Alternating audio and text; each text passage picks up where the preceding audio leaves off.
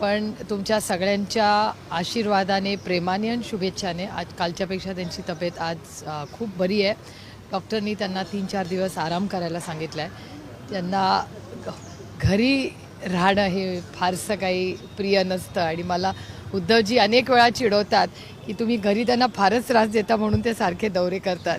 कालच उद्धवजींचा फोन आला होता आणि त्यांनी मला सांगितलं आता त्यांना 4 दिवस घरात कंपल्सरी ठेवाच बांधून आता. त्याच्यामुळे he is much better. Doctors closely monitor करत आहेत. त्यांना चेस्ट कंजेशन आणि खोकला झालेला आहे आणि तरी ते दौरे करत होते. आता 3-4 दिवस मुंबईत घरी काल टेस्टची आम्ही केल्या.